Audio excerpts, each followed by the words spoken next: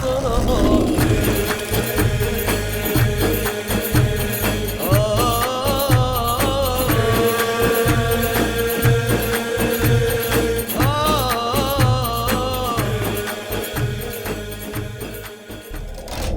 المؤلف رحمه الله, the author, may Allah have mercy on him, said, Al-Kufr Al-Qawli, the blasphemous saying, كمن يشتم الله تعالى بقوله والعياذ بالله من الكفر, like the one who insults Allah Ta'ala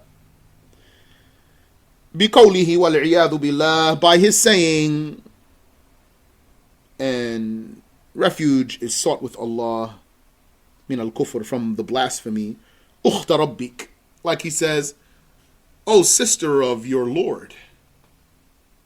It's blasphemy. O ibn Allah, or son of Allah, like you're calling someone Ibn Allah, O son of Allah, that's blasphemy. Explicit. Yeah. Is it blasphemy if you say it meaning like how a Christian might say man of God or something, if you say it meaning like religious Muslim? If it's son of God, someone says, yes, it's blasphemy. He has no matter how he tries to explain it. Because it's already in the Quran that when the Jews and Christians said, نَحْنُ أَبْنَاءُ اللَّهِ وَأَحِبَّاؤُهُ, they said, we are the children of God and his beloveds. They meant we are people of special status. It's still blasphemy. If someone attributes to Allah ubuwah, fatherhood, that's blasphemy, even a figurative one. يقع الكفر هنا ولو لم يعتقد أن لله أختا أو ابنا. The blasphemy occurs here even if one did not believe that Allah has a sister or a son. Now, when we read through these cases in As-Sirat Al-Mustaqim, these cases of blasphemy, some of them would seem quite bizarre. And you might think that Shaykh Abdullah was just making up stuff to say that it's blasphemy. You'd say, who in the world would say something that dumb? But he didn't make them up. Like this one, Ukhta Rabbik. Who would say the sister of your Lord? I never heard something like that. But the Shaykh didn't make that up. Ash-SharH, the explanation. وَيَدُلُّ عَلَى ذَلِكَ قَوْلُهُ صَلَّى اللَّهُ عَلَيْهِ وَسَلَّمَ. And what proves that is the saying of the Prophet sallallahu alayhi wasallam. قال الله تعالى, said Allah, exalted is He, شتمني ابن آدم ولم يكن له ذلك. The son of Adam insulted me, and he had no right to do so. He did not have the right to that. لم يكن له ذلك. That was not for him. Means he did not have the right. وفسر ذلك بقوله. And he explained that by his saying, وَأَمَّا شَتْمُهُ إِيَّاي فَقَوْلُهُ اتَّخَذَ اللَّهُ وَلَدًا. As for his insulting me, it is his saying, Allah has taken on a child. رواه البخاري. Al-Bukhari reported that or narrated that. That's a hadith Qudsi.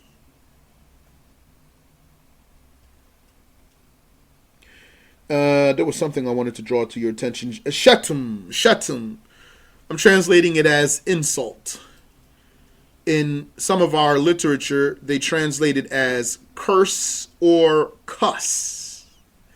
As for cuss, that's slang. That's a slang version of curse. As for curse, that means to damn. Like to say, may you be cursed. Or may the dam of God be upon you. That's Latin in Arabic. Latin is to say, may the dam of God be upon you, or may you be cursed. Shatum is insult. Like to say, you ugly, this and that, you stupid, you donkey, that's shatum. Yani sab. Shatum or sab, insult. قال المؤلف رحمه الله, the author, may Allah have mercy upon him, said, ولو نادى مسلم مسلما آخر بقوله يا كافر بلا تأويل كفر القائل لأنه سمى الإسلام كفرا. The author, may Allah have mercy upon him, said, and had a Muslim called another Muslim by saying to him, by his saying, O blasphemer, with no ta'wil, with no alternative explanation to that. He blasphemed. The sayer, the speaker, blasphemed. لأنه سمى الإسلام كفرا, because he named Islam or called Islam blasphemy. Ash-SharH, the explanation. يدل على ذلك ما رواه البخاري في الصحيح وغيره. What proves that is what Al-Bukhari reported in the book of Sahih, as well as others reporting that أن رسول الله صلى الله عليه وسلم قال, that the Messenger of Allah صلى الله عليه وسلم said, من رمى مسلما بالكفر أو قال عدو الله إلا عادت عليه إن لم يكن كما قال.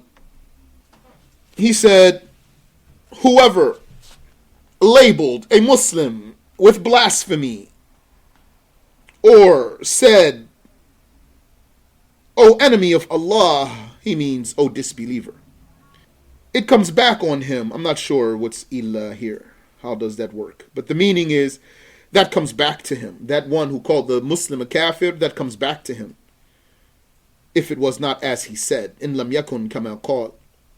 وفي لفظ لهذا الحديث, and according to an expression for this hadith, إذا قال الرجل لأخيه يا كافر فقد باء بها أحدهما فإن كان كما قال وإلا رجعت عليه.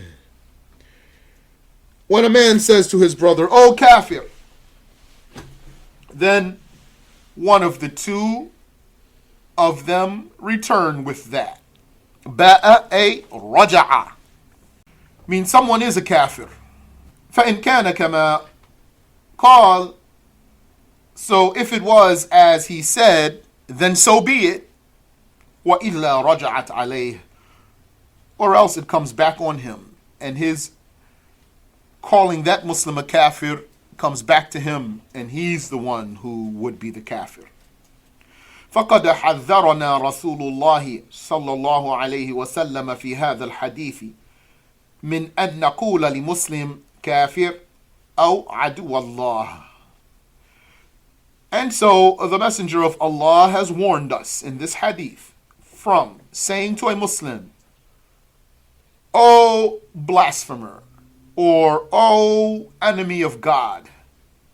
وبين لنا أن من قال ذلك لمسلم يعود عليه وبال هذه الكلمة. And that whoever said to a Muslim such a thing, then the calamity or the tragedy of that word comes back on him. فإن كان قال له ذلك متأولا بنوع تأويل فلا يكفر. Now, if he said that to a Muslim, متأولا بنوع تأويل, if he said that to a Muslim with an alternative meaning, not the apparent meaning, فلا يكفر, then he does not blaspheme. كأن اعتمد على سبب في ذلك الشخص ظنه مخرجا من الإسلام, like for him to rely on something in that person that he thinks takes that person out of Islam. وهو في الحقيقة ليس مخرجا من الإسلام, while that thing in reality does not take him out of Islam. وكان له في ذلك نوع شبهة, and the speaker had in that issue some fallacy, iltibas, meaning some obscurity, meaning lack of clarity, a confusion. فإن المكفر هنا لا يكفر.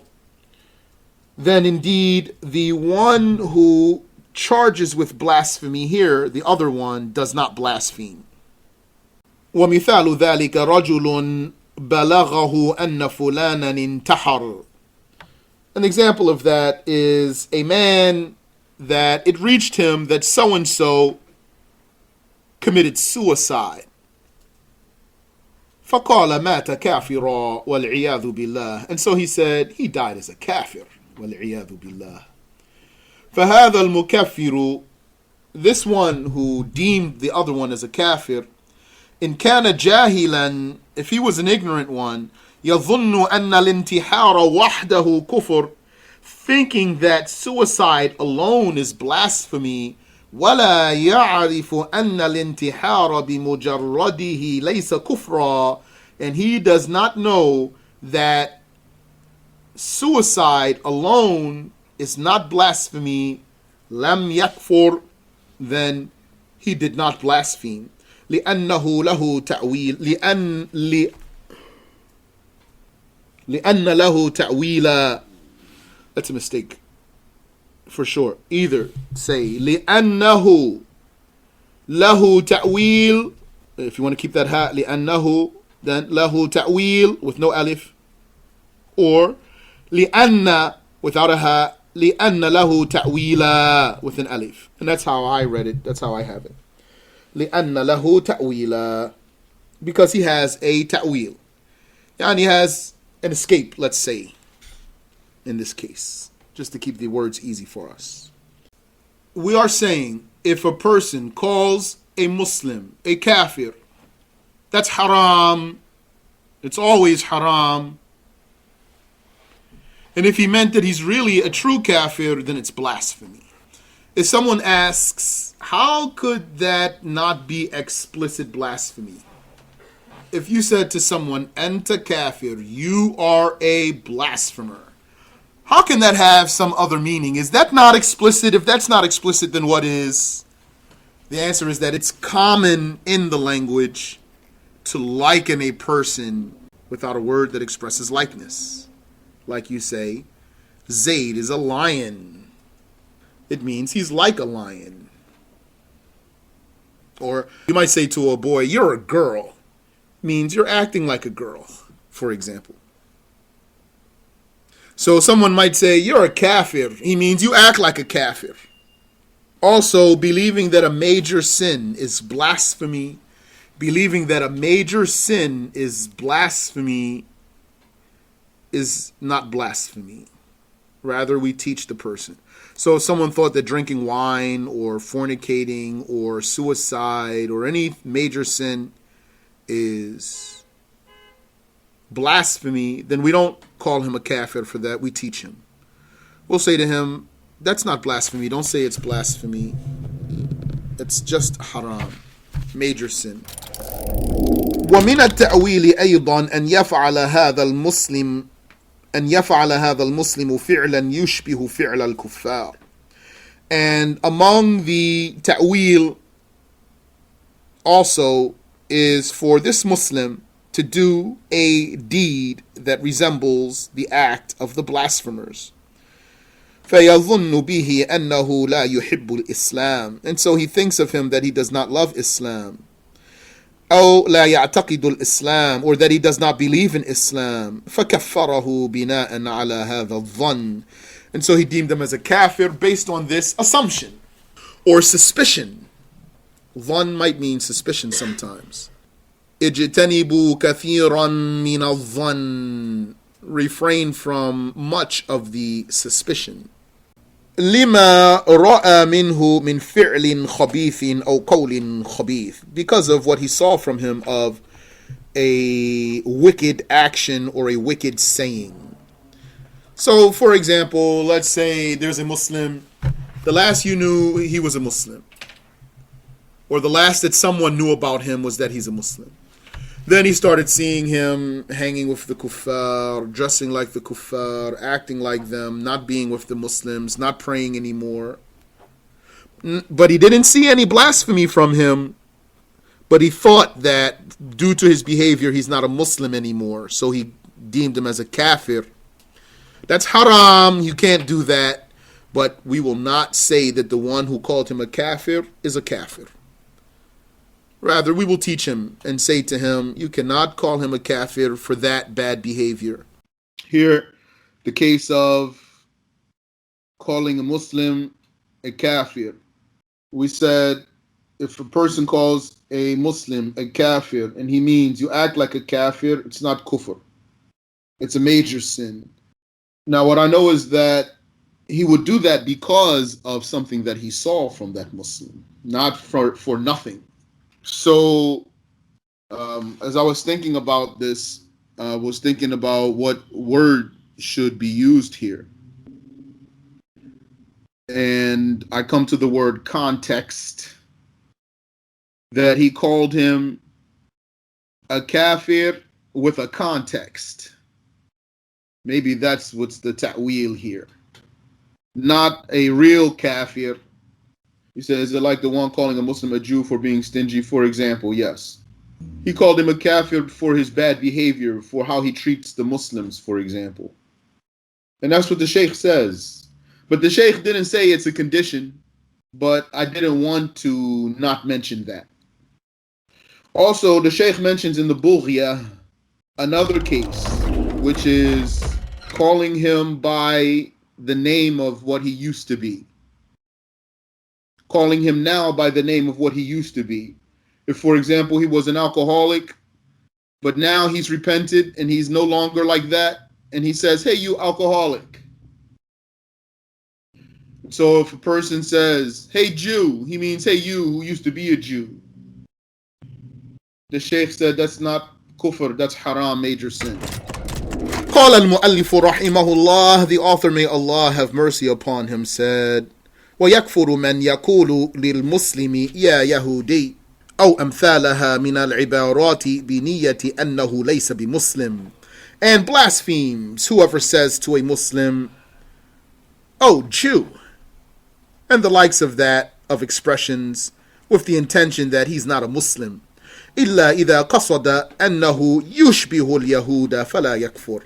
Or the likes of that, of expressions with the intention that he's not a Muslim, unless or except when he intends that he resembles the Jews, then he does not blaspheme. Here for your information, Yahudi with a ya on the end, that's one Jew. Yahud with no ya, that means Jews. Like Rumi, that's a Roman. And Ar-Rum, that's the Romans. الشرح أن الألفاظ التي يكفر من قالها ولو لم يكن معتقدا معاني تلك الألفاظ كثيرة. The explanation is that the expressions that one blasphemes for saying them, even if he doesn't believe in their meanings, those expressions are many. كقول الشخص لمسلم يا كافر أو يا نصراني أو يا يهودي أو يا عديم الدين. Like a person saying to a Muslim, oh blasphemer, or oh Christian, or oh Jew, or oh one with no religion. مريدا بذلك أنه ليس على دين الإسلام. Meaning by that he's not upon the religion of Islam. فذلك ردة تخرج قائلها من الدين. That is apostasy. It takes its sayer from the religion. وأما من قال هذه الكلمات الأربع متأولة. As for whoever said these four expressions with another meaning, أي أنك تشبه الكافر في خساسة أعمالك, meaning that he's saying to him, you resemble the kafir in the despicability of your deeds. أو أنك تشبه اليهود أو النصارى, or that you resemble the Jews or the Christians. لسوء عملك, because of your bad deed. أو أنك تعامل المسلمين كأنك كافر, or he means you treat the Muslims as if you are a kafir. أو أنك كمن لا دين له, or that you are like one who has no religion. أي أنه ليس عاملا بالدين, meaning he's not practicing the religion. كما ينبغي, as he should. لأن المسلم الكامل هو الذي سلم المسلمون من لسانه ويده. Because the perfect Muslim, he is the one that the Muslims are safe from his tongue and his hand. فلا يكفر, then he doesn't blaspheme. لكن هذا حرام يفسق قائله. However, this is forbidden, commits a major sin, does its sayer. قال المؤلف رحمه الله: ولو قال شخص لزوجته أنت أحب إلي من الله أو أعبدك كفر إن كان يفهم منها العبادة التي هي خاصة لله تعالى. The author, may Allah have mercy upon him, said, and had a person said to his wife, you are more beloved to me than Allah, or I worship you, he blasphemes if he was understanding from it the ibadah that is particular to Allah. So there's two cases here. One is saying, you are more beloved to me than Allah. That's explicit blasphemy. The other is saying, a'buduki, I worship you. Then here the Shaykh says he blasphemes if he was understanding from it the ibadah that is particular to Allah. And that is a signal to that, as if the Shaykh is saying it's explicit blasphemy, but he might misunderstand it. He might think that it carries the meaning that he's saying. Because he says, in kana yafhamu minha, if he was understanding from it. He didn't say if he intended by it, because he reserves the intention for a word or a statement that can have multiple meanings. Then we need to know the speaker's intention. And he uses the word understanding for explicit statements, because the only way the person escapes the blasphemy when he says explicit blasphemy is that he doesn't understand it. So he said, وَلَوْ قَالَ شَخْصٌ لِزَوْجَتِهِ أَنْتِ أَحَبُّ إِلَيَّ مِنَ اللَّهِ. And had a man or had a person said to his wife, you are more beloved to me than Allah. That's explicit blasphemy. أَوْ أَعْبُدُكِ, or he said, I worship you. كَفَرَ, he blasphemes. إن كان يفهم منها العبادة التي هي خاصة لله تعالى, if he understands from it, or if he was understanding from it the ibadah that is particular to Allah. Ash-SharH هذا اللفظ صريح في الكفر. The explanation is that this expression is explicit in blasphemy. لأن الله يجب محبته أكثر من كل شيء. Because Allah, it is obligatory to love Him more than anything else. فَمَنْ أَحَبَّ شَيْئًا أَكْثَرَ مِنَ اللَّهِ فَقَدْ كَفَرَ. And so whoever loved something more than Allah, then he has blasphemed. وَأَمَّا مَنْ قَالَ لِزَوْجَتِهِ أَعْبُدُكَ.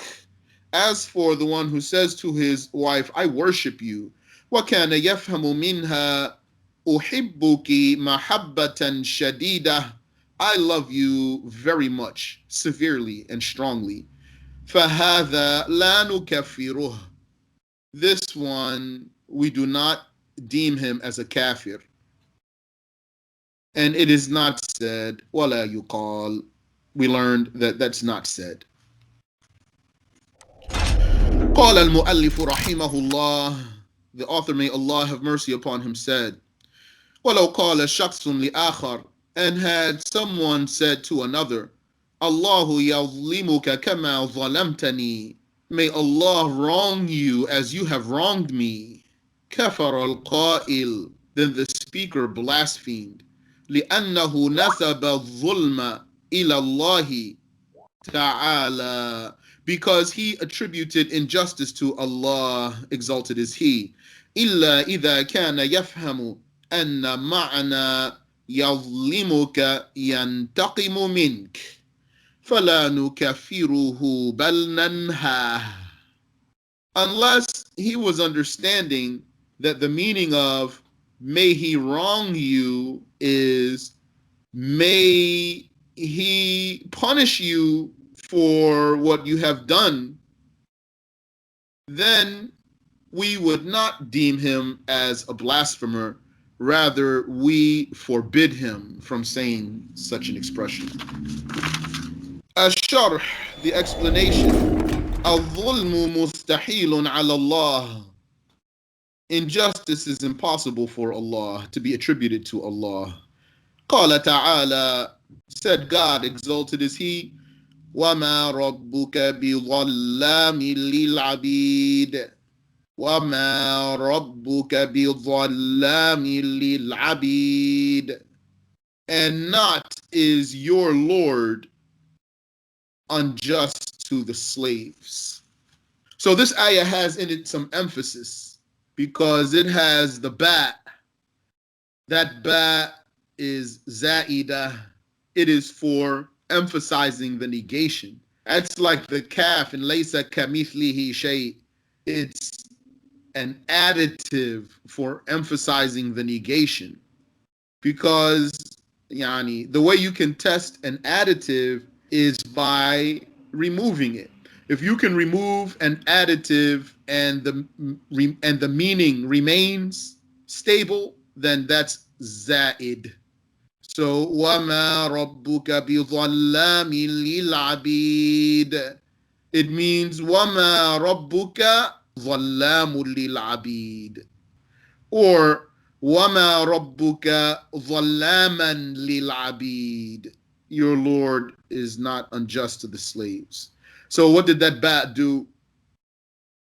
It emphasized the negation. حرف جار زائد للتوكيد. حرف جار زائد للتوكيد. وَمَا رَبُّكَ بِظَلَّامٍ لِلْعَبِيدِ. And not is your Lord unjust to the slaves.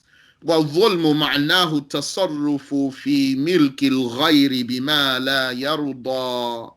And injustice, its meaning, or dhulm, its meaning is acting in the dominion of another with what he does not accept. وَاللَّهُ يَتَصَرَّفُ بِمِلْكِهِ. And Allah does what He wills with His dominion. فَنَحْنُ وَمَا نَمْلِكُهُ مِلْكُ اللَّهِ. And so we and what we possess are all possessions of His. فَمَنْ يَقُولُ اللَّهُ يَظْلِمُكَ وَيَقِفُ عِنْدَهَا يَكْفُرُ. So whoever says, may Allah wrong you, and he stops like that, he stops upon that, he blasphemes. وَلَا تَأْوِيلَ لِكَلَامِهِ. And there is no alternative explanation for his speech. وَمَنْ يَشُكُّ فِي ذَلِكَ يَكْفُرُ. And whoever is doubtful about that, he commits blasphemy. وَلَوْ نَوَى أَنَّهُ يَنْتَقِمُ مِنْكَ. Even if he intended, may God punish you for what you did. وَأَمَّا مَنْ قَالَ اللَّهُ يَظْلِمُكَ كَمَا ظَلَمْتَنِي. And as for whoever said, may Allah wrong you as you have wronged me.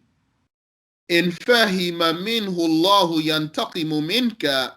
If he understands from that, may Allah punish you for what you did, then he does not blaspheme. فَلَا يَكْفُرُ. But there is something that is beneficial to be mentioned here. How come the Shaykh mentioned that if he stops, he blasphemes? But if he keeps going and he says that extra statement that goes with it, and he thought it meant, may Allah punish you for what you did, then he doesn't blaspheme. Because in Arabic, there's something called muqabala. Muqabala means something to the effect of correspondence.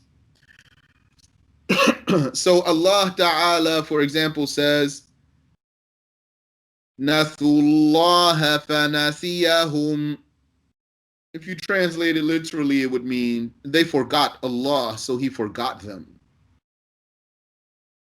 And it means that, for example, they did not believe in Allah tabaraka wa ta'ala, and so Allah will leave them in the torture of hell.